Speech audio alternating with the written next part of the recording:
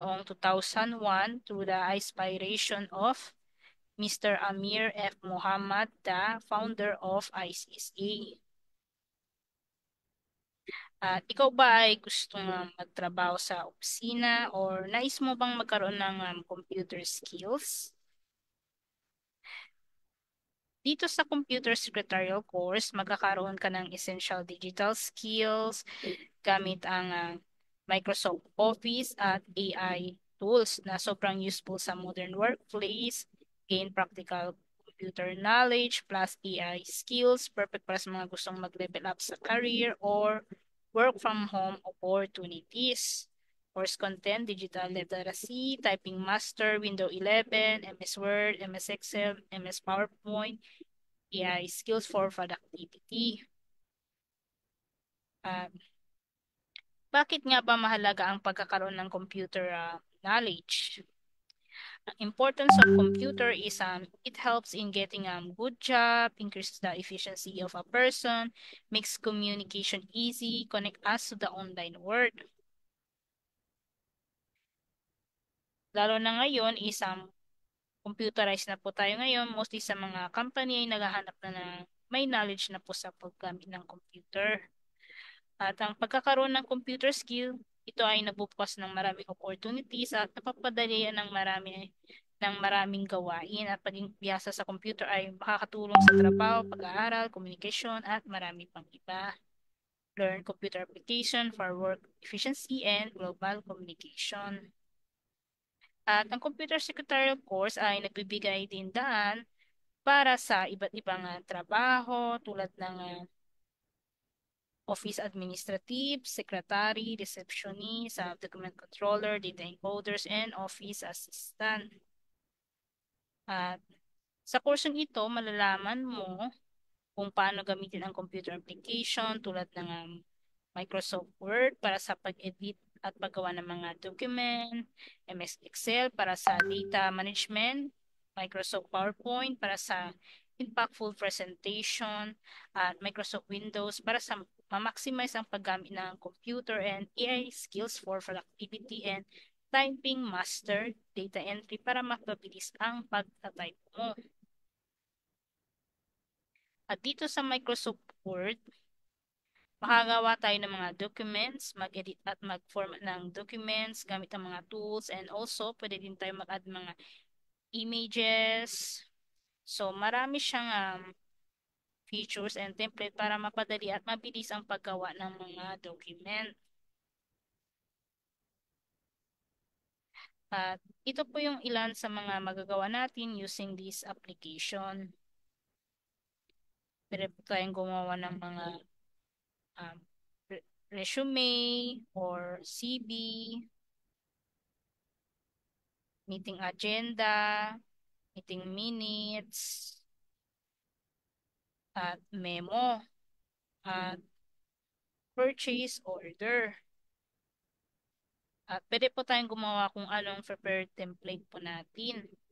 At dito naman po sa Microsoft Excel, ang Microsoft Excel ay isang software na ginawa ng Microsoft that allow user to organize, format, and mag-calculate ng data gamit ang mga formula sa pamamagitan ng isang system ng spreadsheet. Ito ay collection of cells, arranged into rows and columns to organize and manipulate data. At ito naman ang ilan sa mga magagawa natin using this application. Monthly sales report, volume chart, pie chart, weekly schedule, request form. At dito naman tayo sa Microsoft PowerPoint. Ang Microsoft PowerPoint is a powerful presentation developed by Microsoft. Itong software na to, ginagamit ito ang mga slide pang ipakitang information na puno ng mga multimedia at ginagamit upang lumikha ng mga complex business presentation, simpleng educational outlines, at marami pang iba. At ito po ang mga samples ng presentation. Yan. Curriculum vitae. Ang presentation ay Malaga dahil dito ay nagbibigay ng maayos na paraan upang ipakita at ipaliwanag ang information in a creative and engaging na paraan. Ito ay nakakatulong upang madaling maunawaan at maalala ng mga listener or viewers ang puno ng mga presentation. At dito sa Microsoft PowerPoint, pwede din gumawa ng mga advertisement. Ito po ang sample ng ating advertisement.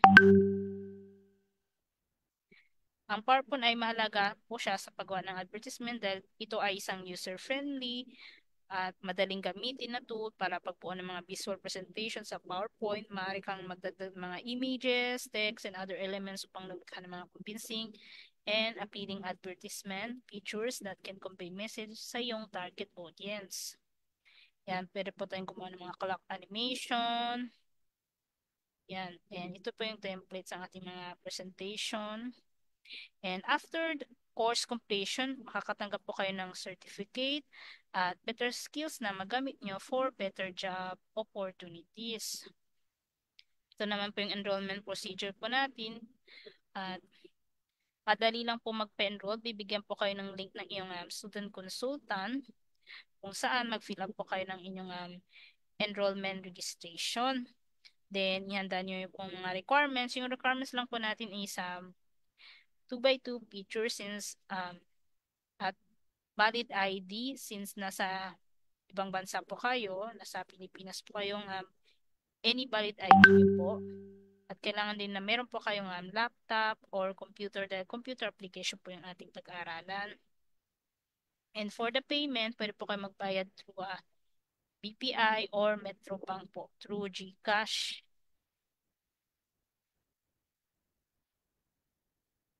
So, learn to use computer application po in just a few months and make your life efficient and enjoyable.